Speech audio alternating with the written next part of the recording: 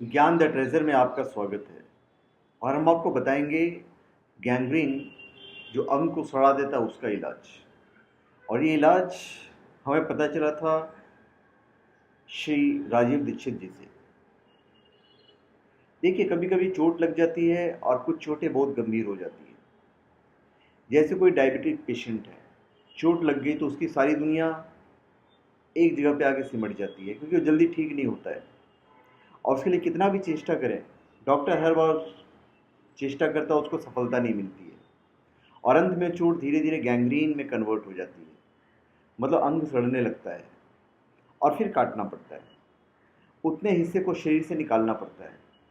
ऐसी परिस्थिति में एक औषधि है जो गैंग्रीन को ठीक करती है, और ऑस्टियोमाइलिटिस, जिसे अस्थि मज्जा का प्रदाह कहते हैं, उसे वो ठीक करती है।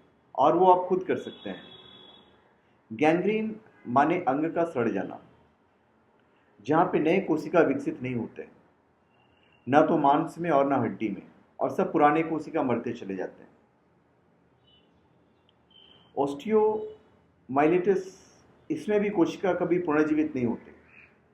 जिस हिस्से में होता है वहाँ बहुत बड़ा घाव हो जाता है, और वो ऐसा सड़ता है कि डॉक्टर कहता है कि इसकी वो काट के निकालना पड़ेगा इस अंग को, और कोई दूसरा उपाय नहीं।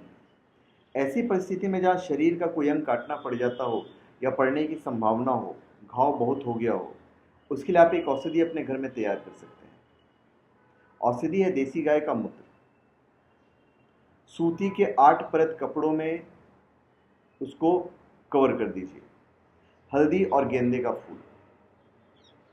गेंदे के फूल की पीला या नारंगी पंखुड़ियाँ निकाल लीजिए, और फिर उसमें हल्दी डाल के, गाय मूत्र डाल के उसकी चटनी बना दीजिए। अब चोट कितना बड़ा है उसका साइज के हिसाब से गेंदे के फूल की संख्या तय होगी। माने चोट छोटे एरिया में है तो 1 फूल, बड़े हैं तो 2, 3, 4, वो आपको अंदाज से लेना है। इसकी चटनी बना के इस चटनी को लगाना है। जहाँ पर भी बाहर से खुली चोट है, जिससे खून निकल चुका है और ठीक नहीं हो रहा है, तो आप इसका इस्तेमाल कर सकते हैं।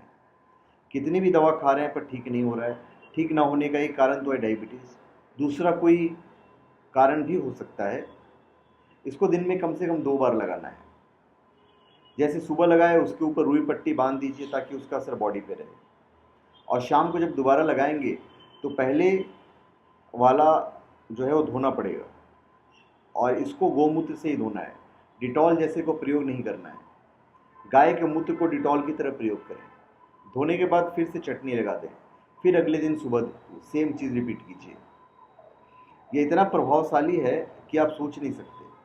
देखेंगे तो चमत्कार जैसा लगेगा। इस औषधि को हमेशा ताज़ा बना के लगाना है। किसी का भी जख्म किसी भी औषधि से ठीक नहीं हो रहा है तो ये लगाइए। जो सोराइसिस गीला है उसमें खून भी निकलता है, पस भी निकलता है, उसको औषधि पूर्ण रूप से ठीक कर देता है। अक्सर ये एक्सीडेंट के केसेस में खूब प्रयोग होता है, क्योंकि ये लगाते ही खून बंध जाता है। ऑपरेशन का कोई भी घाव के लिए यह सबसे अच्छा औषधि है। गीला एक्जिमा में यह औषधि बहुत काम करता है। जले हुए जख्म में भी काम करता है। तो धन्यवाद। आप हमारे चैनल पे सब्सक्राइब करें और अपने कमेंट दीजिए। धन्यवाद।